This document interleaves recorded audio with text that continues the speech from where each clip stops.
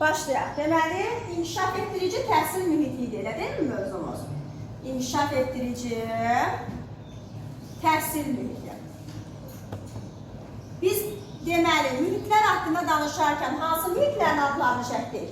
Öyrədici, bəli, dəstəkləyici,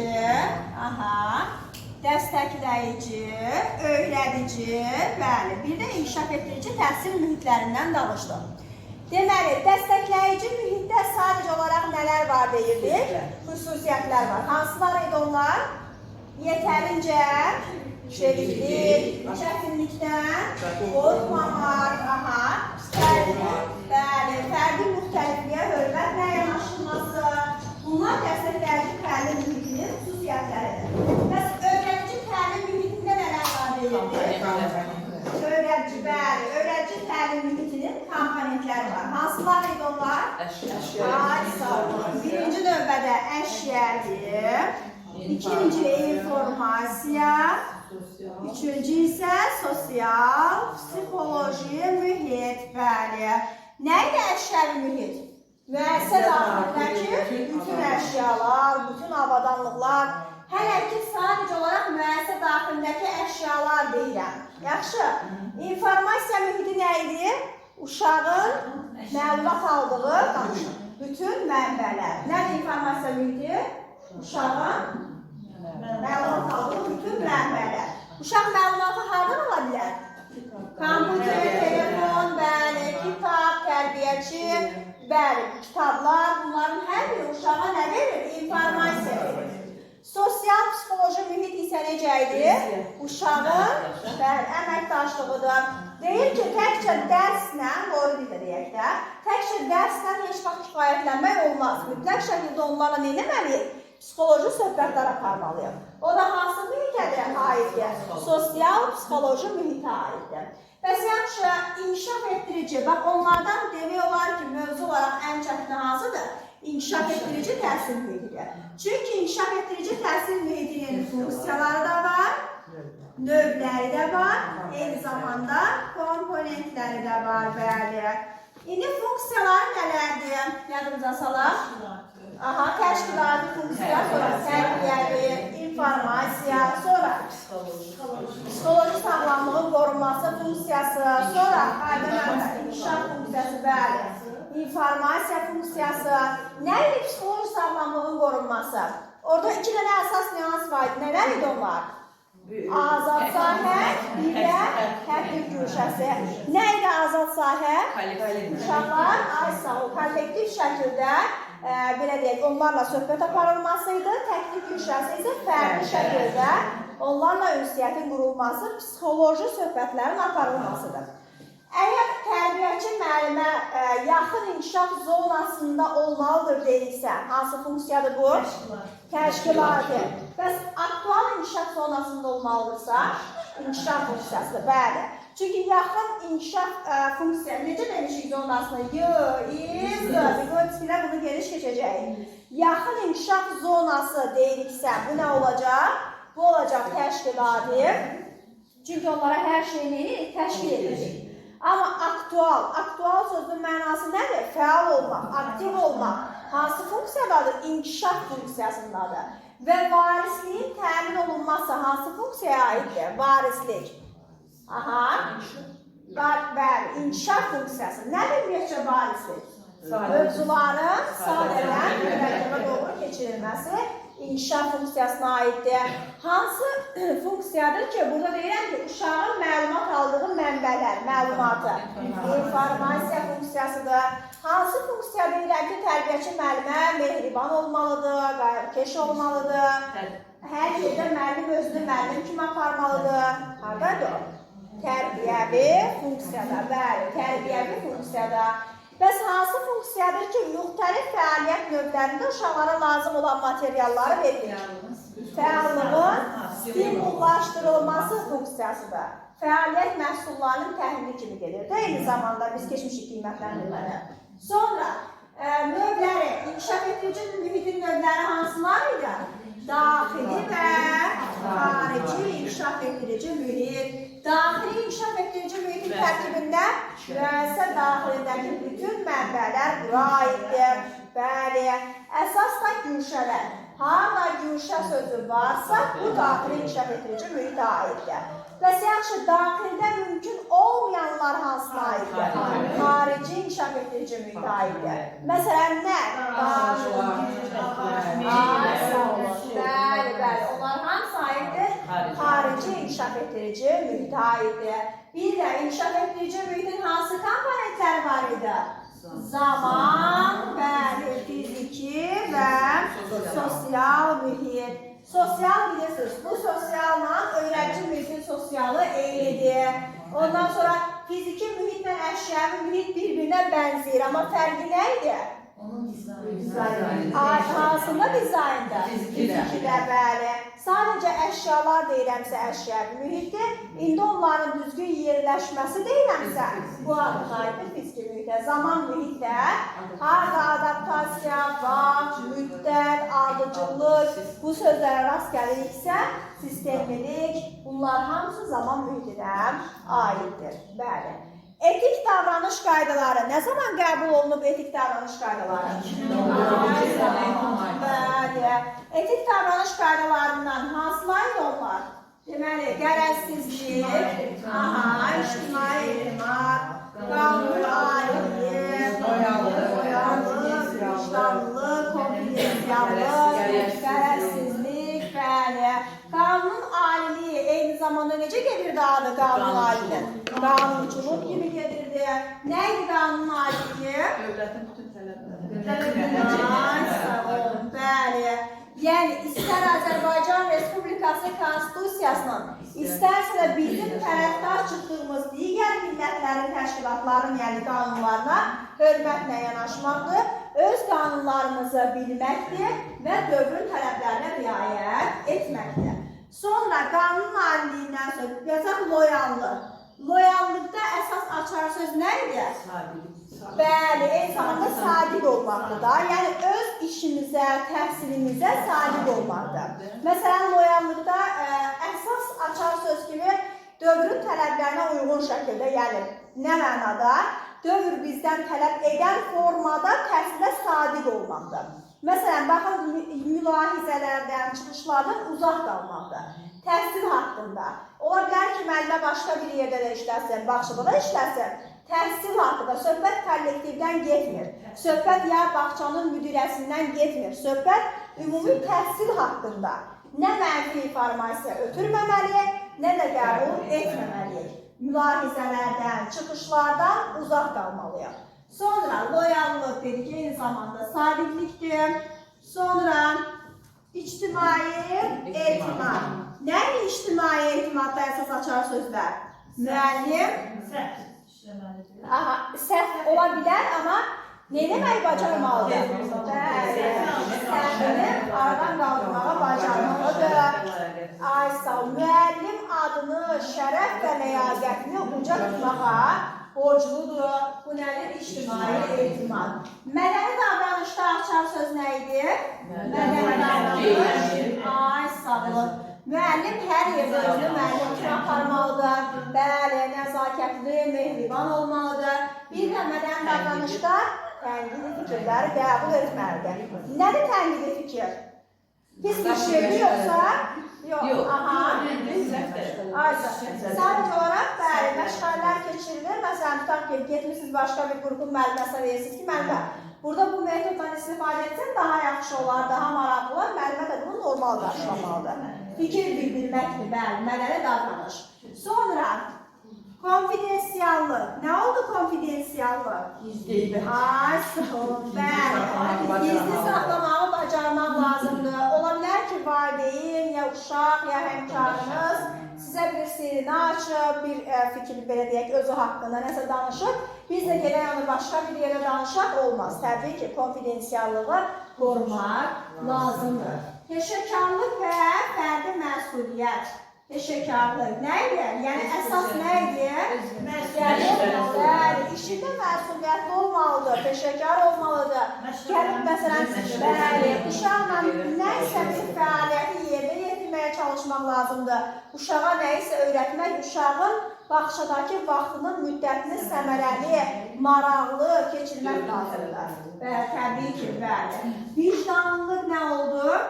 Hər bir müəllim vicdanlılıq nümunəsi olmalıdır. Necə? Yəni vicdanlılıqla peşəkarlığın fərqi nədədir?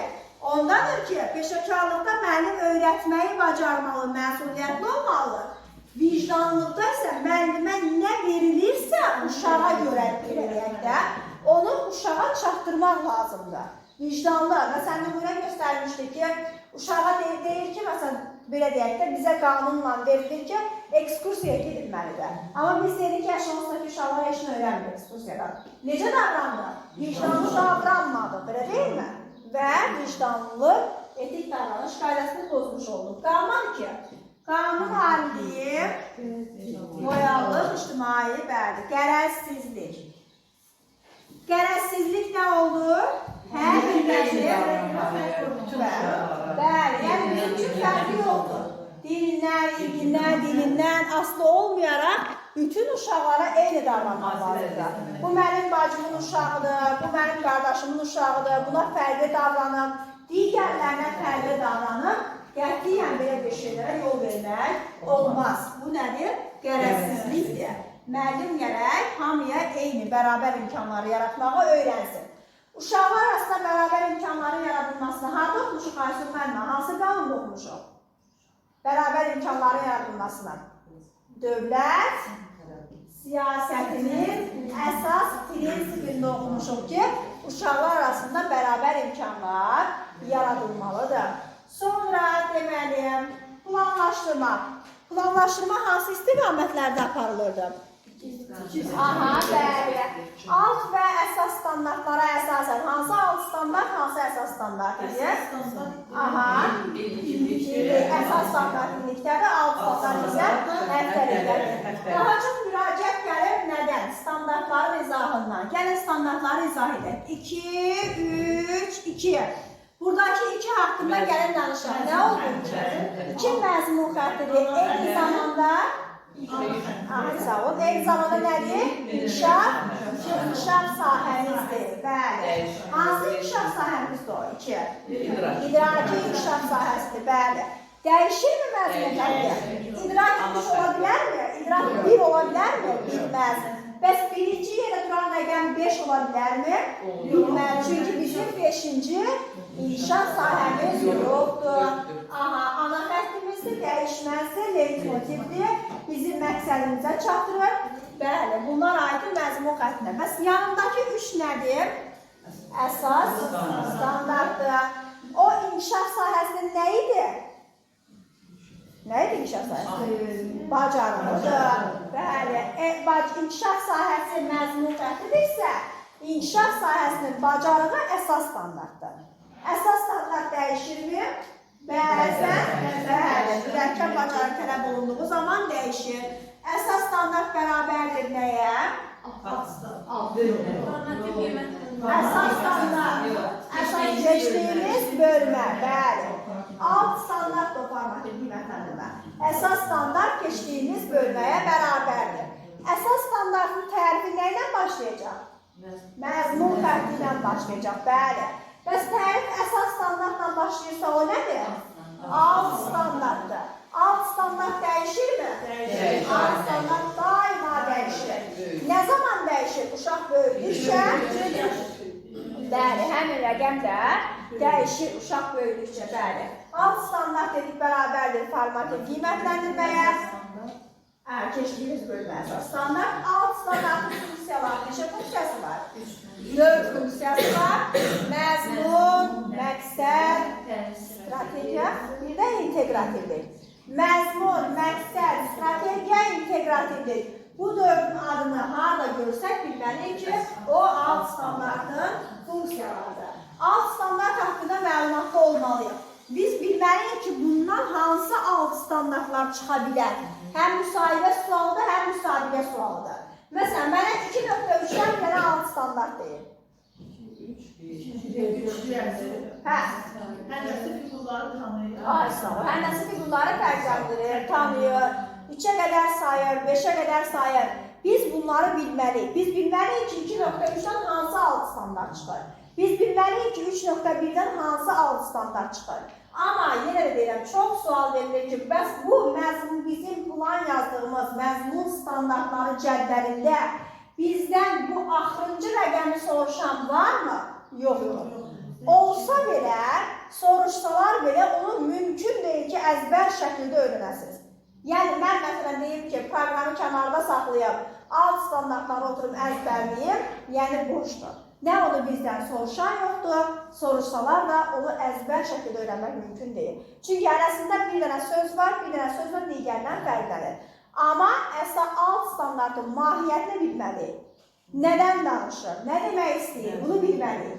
Və yaxud da 2.3 deyəndə 2.3-dən danışırsa əgər bu nə demək istəyir, onu bilməliyik. Məsələn, 1.1-in alt standartı nə olar? Fiziki hərəkətləri yerinə getirilir, olar mı alt standart? O əsas standartdır. 1.1 fiziki hərəkətləri yerinə getirilir. Bəli. Qaçır, tullanır, sürünmə hərəkətləri yerinə getirilir. Heç vaxt alt standarta nümunə gətir deyərlər, müsahibə sualı yenə də deyirəm, bu il qızlara verilən sualdır. Heç vaxt əsas standartın adını çəkmək olmaz. O əsas standartdır. O əsas standartda görüləcək işlərin adlarını çəkmək lazımdır. Məsələn, 1.2-nin alt standartı nədir? Nə ola bilər 1.2-nin?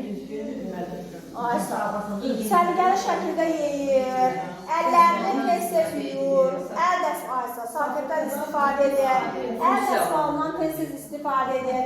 Yəni, buna aid olan bacarıqları açmaq lazımdır. Bölmə lazım deyil bizə, bölmə əsas standartdır. Bölmənin tərkibindəkilər lazımdır. Nəzakətlənmə, mənə 1.3-ə bir dənə alt standart deyim. 1.3-ə? Təhlükəsizlik o əsas standart. Alt standart nə olar? Bəli, düzgün, bir kəsici deşici alətlərdən uzaq qalmağı bacarır, qayçıdan düzgün şəkildə istifadə edir, olar. Və yaxud da güclü külək əsərkən ağacların altında dayanmır. Bax, bunlar 1.3-ə aiddir. 2.1-ə görə mahiyyəmənmə, bir dənə alt standart deyil. 2.1 diqqətli olun. Bəs ilin anladığını diqqətli olun. İlin fəsilləri haqqında. Əşyaları adlandırır. İlin fəsillərini bilir, əşyaları adlandırır, ailəsi haqqında məlumat verir, özü haqqında məlumat verir, ilin fəsilləridir, ondan sonra fəsildə baş verən dəyişikliklər, meyvə, tərəvəz, bunlar haqqında məlumat verilməsidir. 2.2 isə nədir? Nə olur alt standartı? Aysun mənimlə, nə olur? 2.2-nin şeir deyir, nağıl danışır. Məsələn, uşağa su verirsən deyir, çox sağ olun, təşəkkür edirəm. Nitq etkilərindən düzgün şəkildə qaydalarına riayət edir. Bəs yaxşı, 2.3-ü bayaq dedik, hənnəsi fiqurları fərqləndirir. 3-ə qədər sayır, 5-ə qədər sayır. 3.1-ə nə olar? 3.1-ə. Aha. Rəsmi rənglərinə uyğun şəkildə rəngləyir. Bəli, estetik dünya görüşü var da, bəli, gözəlliyi görə bilir. 3.2 nə ola bilər? Masaya, salon, əyani vəsaitlərin gətirilməsi, şkafların səliqəyə salınması, təmizlik işləri. 4.1 nə olar? Uşaq, müziyyət var, söhbət edir. Məsələn, ümumilikdə belə deyək də, söhbət etmək bacarığı var, danışıq qabiliyyəti, danışıq bacarığı var. 4.2 isə nə idi? Məsələn, mağazada növbə gözləyərkən öz növbəsində səliqəli şəkildə gözləyir, ucadan danışmır, ucadan gülmür cəmiyyət içərisində. 4.3 isə nədir? Böyüklərə hörmət. Əsas standartı budur. Bəs alt standartı nədir? Yaşlı, nənəsinə, babasına hörmətlə yanaşır, özündən balaca bacısı ilə qardaşının oyuncaqlarını paylaşır, başqasının halına acımağı bacarır, digərlərini, yəni, belə deyək, onları başa düşməyə, empati hissi var, başa düşməyə çalışır. Bunların hamısı da aiddir 4.3 standartına. Aha, yaxşı, inteqrasiya nə oldu? İnteqrasiya. Ay sağ olun, əlaqə, təlimin asanlaşdırılması. İnteqrasiyanın növləri hansılar oldu? Şaquli və üfüqi inteqrasiya. Bəli. Şaquli inteqrasiyanın mahiyyəti nə idi? Aha, şaquli inteqrasiya. Necə, hansı formada? Əyani yoxsa şifahi formada? Şifahi formada uşaqların yadına salmaqdır. Amma üfüqi inteqrasiya nədir? Mütləq şəkildə nədən istifadə olunur? Əyani vəsaitlərdən, resurslardan istifadə olunur, bəli. Bəs yaxşı, hansı inteqrasiyadır ki, burada məsələn, hər hansı bir deyək, məşğələni keçirirəm, onun tətbiq etmə mərhələsini həyata keçirirəm. Üfüqi inteqrasiyadır, bəli. Bir dənə situasiya deyək, inkişaf sahələri arasında inteqrasiya olsun, arasında. Aha. Hə, o daxilində oldu. Məsələn, adi, mən 3-ə qədər 3-ü öyrədirəm, klasiklə işlədirəm, ay sağ olun. Və yaxud da, bəli. Yəni, onu tətbiq edirəm, həyata keçirirəm 2 inkişaf sahəsi arasında. Amma dediyimiz, fiziki hərəkətləri yerinə yetirərkən təhlükəsizlik qaydalarına əməl edir, o daxilindədir.